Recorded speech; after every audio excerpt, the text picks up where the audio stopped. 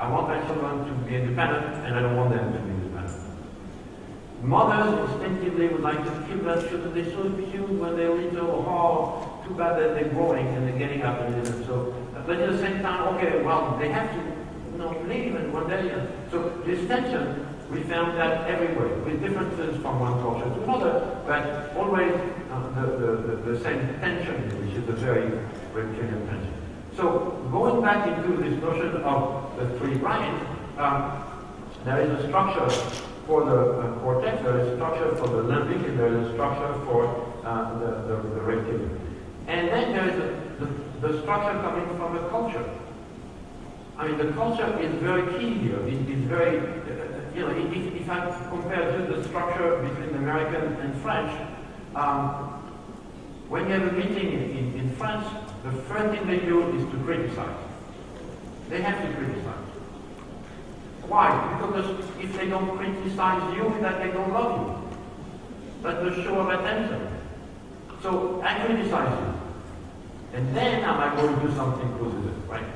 So when you present a project to a French client, they say, well, no, this is bad, and this is terrible, and you didn't do that right, but then there's the challenge, and say, oh, well, then it's not too bad. So the positive comes later. Americans have the opposite structure. Opposite. When I moved to the States and I started doing the French thing, I could not even finish my speech. If I criticize them, they get out. No, they take the gun and shoot you.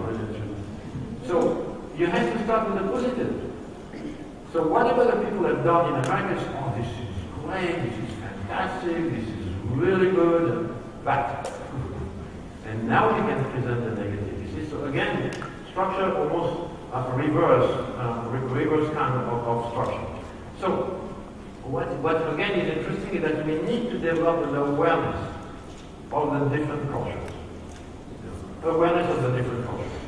And I don't know where you're all coming from, because you might be coming from different countries, different places in Turkey and so on. I believe that Istanbul has a unique culture and a unique structure. And if one day somebody asked me to do the code for Istanbul, I'd be very happy to do it. I think that there is something similar to Singapore, to any city-state. And so I think that if you look at the success of city-states around the world, Singapore, Hong Kong, Dubai, Doha, Macau, I mean, all these places are very rich and very successful, and so in some ways, they're all along next to the water. There is always this connection between different cultures. I mean, many things that are similar to the structure of Istanbul. Now, it might be a political issue, and I don't want to go into politics and all that, but when I crossed driving my little car over Turkey, I found different subcultures in Turkey, as you're all aware. I mean, Ankara and Anatolia is not the same as what is going on here. So if I look at people in Istanbul, I don't see the same people that I see in the rest of Anatolia. So there is a reason for that. Maybe the same people, but not the same way of dress and things like that. So there is a structure, a model around the world that we can tap into for different structure of success. And that is quite fascinating, because I think that Istanbul has this incredible structure that can be reactivated, that has been very active for thousands of years, and there is an incredible potential here. I want to be careful about not to go too much into politics, but I don't think it's such a great idea to try to join the European. I mean, these guys are crazy. They just destroying everything. I mean, I'm not sure. I mean, they might need you more than you need them. That's the key element you see. And by the way, Catalonia is going to be independent.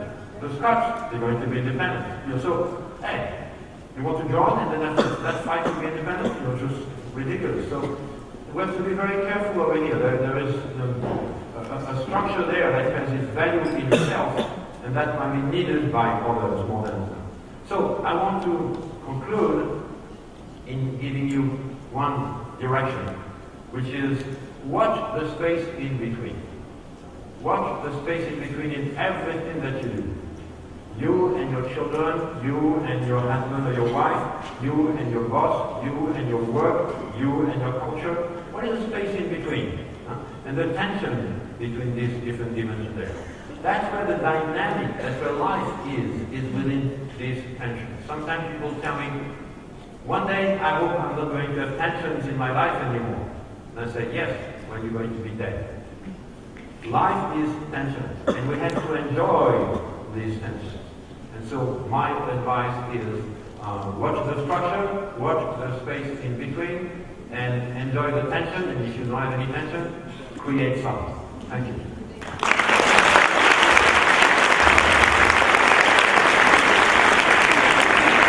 That was really amazing, really. I mean, no presentation, no videos, no nothing, no photos, and you were into our three brains.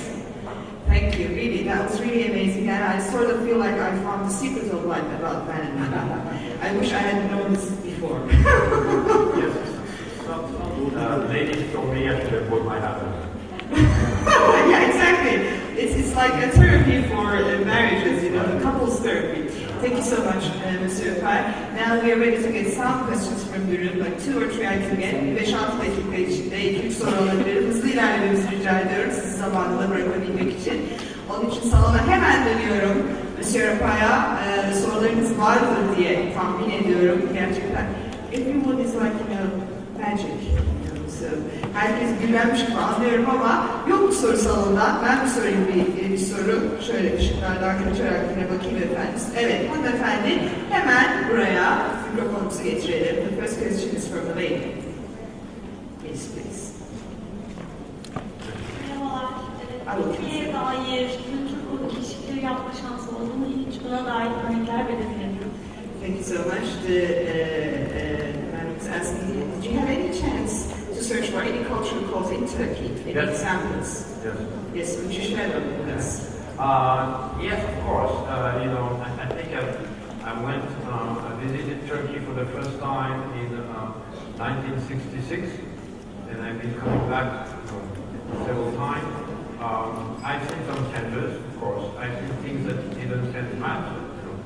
And one key element for me that was very impressive is the first time I went across Turkey was with different cars in a little vehicle, and we had several girls and women with us. And we were stopped at the army, at the army station there, and they asked for the passport and everything. So they were very nice, And then I told them that. The officer, I said, you know, when I was younger, I was very interested in Mustafa Kemal Atatürk. I read books about him. I said, oh, really? Yes. So they invited for dinner. And so they took us to the mess of the officers, and we went to this, military compound. That was very nice, very nice. And they were very gentle. The food was excellent, and today the food is still, I enjoy the food in Turkey. Hospitality is great, absolutely. But then one of the girls say, I need to go to the bathroom. Well, the officer stood up and said, oh no! He called 3 guys with machine guns, and they escorted the girl to the bathroom. And they stayed in front of the door with the machine guns, and when she finished, he took her back to the bathroom. Wow. So today, reading the newspaper this morning, and seeing the picture of all these women learning how to shoot guns, that is the structure. And so far, it didn't change. We have been approached by, I think, one of the ministers of the government to say we should discover the cause of violence toward women in Turkey. And so this is something that I think is a very interesting issue, but this is one element of the culture. Hospitality, definitely. Good food, definitely. Violence toward women, it looks like this is one. And if I try to understand why, if I study Suleiman the Magnific and study the Ottoman Empire and so on. I mean, Turkish men are born to be on a horse and to conquer the rest of the planet. They're very good at it. If they succeeded with Vienna, we might not have any more Café Viennois, Viennese coffee anymore. We might have Turkish coffee in Vienna. So, this is another part of the Turkish culture. Very good in conquering, not that good into managing the conquered territories. So this is another. By the way, I'm not criticizing because when you're aware of some element of the culture, you can find solutions. Can you change? It takes several generations. Several generations. Yeah, but yes, you can. The reptile is so strong, it's not easy to change. You can change good or bad, by the way.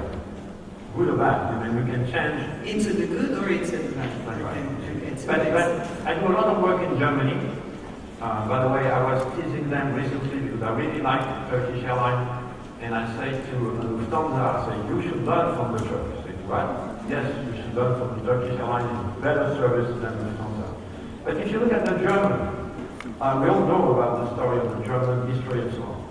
They're very aware of the danger of Nazi and neo-Nazi coming back.